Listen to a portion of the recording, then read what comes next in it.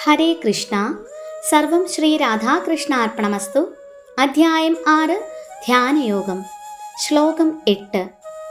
ജ്ഞാനവിജ്ഞാനതൃപ്താത്മാ കൂടസ്ഥോ വിജിതേന്ദ്രിയഃ യുക്ത ഇത്യുച്യതേ യോഗി സമലോഷ്ടാശ്മകാഞ്ചനഃ. വിവർത്തനം. ജ്ഞാനം കൊണ്ടും സാക്ഷാത്കാരം കൊണ്ടും തികച്ചും സംതൃപ്തനായ ഒരാളെ ആത്മസാക്ഷാത്കാര നിഷ്ഠനായ യോഗി എന്നു പറയാം. ആത്മസംയമിയായ അയാൾ അഭൗതികതയിൽ സ്ഥിതി ചെയ്യുന്നു. അയാളുടെ ദൃഷ്ടിയിൽ കല്ലും മണ്ണും സ്വർണവും ഒന്നുപോലെ തന്നെ. ഭാവാർത്ഥം: പരമസത്യത്തെ സാക്ഷാത്കരിക്കാതെ പുസ്തകങ്ങളിൽ നിന്നുണ്ടാകുന്ന ജ്ഞാനം നിഷ്പ്രയോജനമാണ്.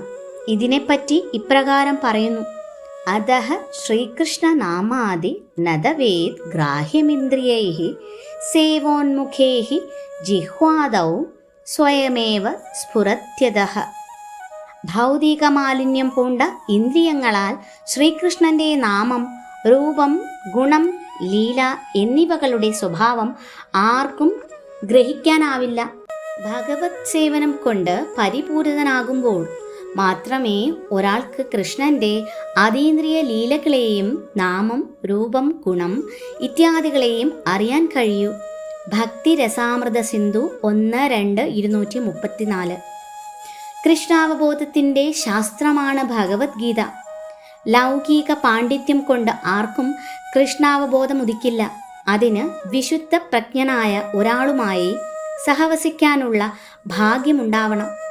കൃഷ്ണന്റെ കരുണ മൂലം ജ്ഞാനത്തെ സാക്ഷാത്കരിച്ച ആളാണ് കൃഷ്ണാവബോധമാർന്ന ഭക്തൻ.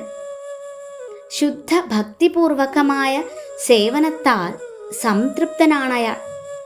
ജ്ഞാന സാക്ഷാത്കാരം ഒരാളെ പൂർണ്ണതയിലെത്തിക്കുന്നു. അതീന്ദ്രിയജ്ഞാനി തൻ്റെ ഉത്തമ വിശ്വാസത്തിലുറച്ചു നിൽക്കുന്നു. വെറും പാണ്ഡിത്യമുള്ളവർ എളുപ്പത്തിൽ വ്യാമോഹിതരാവുകയോ പ്രത്യക്ഷ വൈരുദ്ധ്യങ്ങളാൽ അമ്പരന്നു പോവുകയോ ചെയ്തേക്കാം. ആത്മസാക്ഷാത്കാരം സിദ്ധിച്ചവനാകട്ടെ കൃഷ്ണന് സ്വയം സമർപ്പിതനാകയാൽ തികച്ചും നിയന്ത്രിത മനസ്കനാണ്.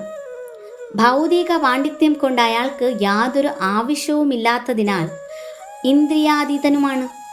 മറ്റുള്ളവർ അമൂല്യമെന്ന് കരുതാവുന്ന ആ പാണ്ഡിത്യവും മാനസികമായ ഊഹാപോഹങ്ങളും അയാളുടെ ദൃഷ്ടിയിൽ ചരൽ കല്ലുകളെക്കാൾ വിലപ്പെട്ടവയല്ല.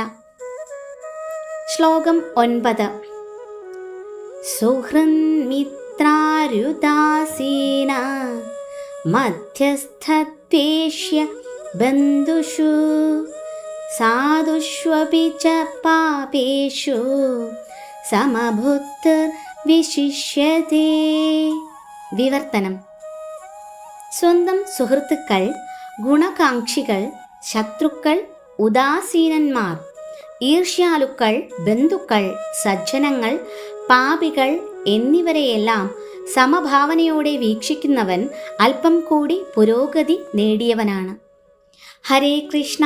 സർവം ശ്രീ രാധാകൃഷ്ണാർപ്പണമസ്തു.